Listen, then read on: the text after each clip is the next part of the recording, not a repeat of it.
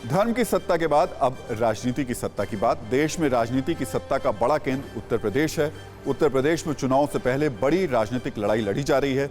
इस लड़ाई में बीजेपी की तरफ से सबसे बड़ा चेहरा है प्रधानमंत्री मोदी। 16 नवंबर को यूपी को पूर्वांचल एक्सप्रेसवे की सौगात देने के बाद प्रधानमंत्री मोदी 19 नवंबर यानी कल फिर यूपी के दौरे पर हैं। कल प्रधानमंत्री मोदी फिर यूपी को विकास की नई सौगात देंगे। प्रधानमंत्री मोदी 3 दिन उत्तर प्रदेश में रहेंगे। 19 नवंबर को प्रधानमंत्री मोदी महोबा और झांसी में रहेंगे। 20 नवंबर को प्रधानमंत्री लखनऊ में डीजीपी कॉन्फ्रेंस में शामिल होंगे। 21 नवंबर को प्रधानमंत्री बांदा का दौरा करेंगे। अगले दिन प्रधानमंत्री मोदी यूपी को विकास की कई सौगात देंगे। इसमें सबसे बड़ी योजना है अर्जुन सहायक परियोजना। लगभग 50 करोड़ की लागत से पूरी हुई परियोजना बुंदेलखंड की तस्वीर बदल देगी। अर्जुन परियोजना से किसानों को पानी मिलेगा, बांधों को आपस में जोड़कर यह परियोजना पूरी की गई है। इस प्रोजेक्ट को पूरा करने में 12 साल लगे हैं। हालांकि देरी के कारण परियोजना की लागत 3 गुना तक बढ़ गई। इस परियोजना से बुंदेलखंड के महोबा, हमीरपुर और बांदा जिलों के 168 गांव के करीब 1.5 लाख किसानों को पानी मिलेगा। इतना ही नहीं, यह परियोजना 4 लाख लोगों की प्यास भी बुझाएगी। पीएम के यूपी दौरे से पहले दिल्ली में बीजेपी की अहम बैठक हुई। इस बैठक में बीजेपी अध्यक्ष जेपी नड्डा, संगठन महामंत्री बीएल संतोष, यूपी चुनाव प्रभारी धर्मेंद्र प्रधान, यूपी प्रभारी राधा मोहन सिंह, यूपी बीजेपी अध्यक्ष स्वतंत्र देव सिंह और यूपी बीजेपी के संगठन मंत्री सुनील बंसल शामिल हुए। बैठक में बीजेपी की विजय संकल्प यात्रा की तारीख और रूट तय करने पर चर्चा हुई।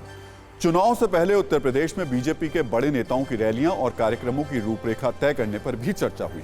बैठक में प्रधानमंत्री मोदी, गृह मंत्री अमित शाह, रक्षा मंत्री राजनाथ सिंह के उत्तर प्रदेश में कार्यक्रमों पर भी चर्चा की गई।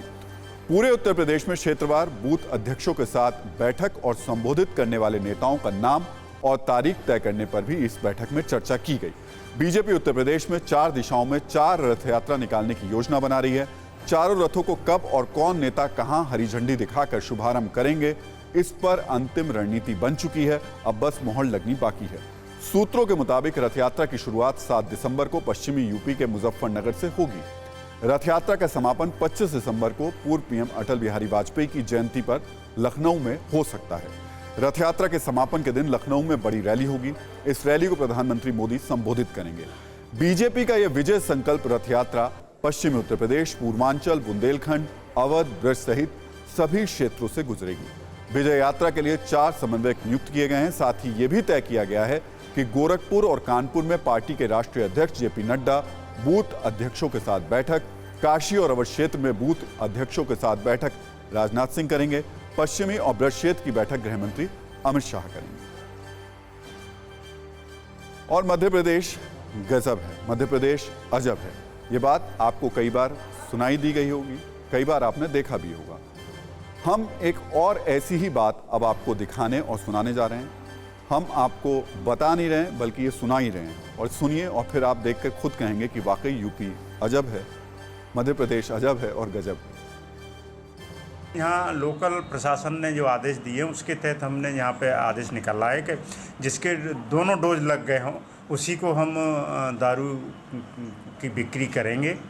और उससे पूछता है सेल्समैन कि भाई आपके दोनों डोज लग गए, तो दोनों डोज लग जाते हैं तो हम उसको बिक्री कर रहे हैं और प्रेरित भी कर रहे हैं। हम बोर्ड भी लगवा रहे हैं कि हर एक दुकान पे बोर्ड लगेगा कि भाई दोनों डोज वालों को ही दारू बेचेंगे। वेरीफाई कैसे होगा सर, किस तरह से उसको वेरीफाई? ये तो उसकी ईमानदारी से वो बोलेगा कि हाँ मेरे लग गए हैं। और हिंदुस्तान में अधिकतर हमारा खुद का अनुभव है कि दारू पीने वाला सही बोलता है, झूठ नहीं बोलता। तो सर मतलब कोई सर्टिफिकेट भी देखा जाएगा या? नहीं, सर्टिफिकेट नहीं, वो तो जो खुद ही जो ग्राहक बोलेगा हाँ मेरे दोनों लग गए हैं उसको दे रहा है। यानी खांडवा के जिला आबकारी अधिकारी को भरोसा है कि शराब पीने वाले कभी झूठ नहीं बोलते। यानी शराब खरीदने वाले को सर्टिफिकेट नहीं दिखाना है, सिर्फ कहना है कि उसने दोनों डोज लगवा लिए हैं। तो है ना मध्य प्रदेश अजब और उसके अफसर गजब।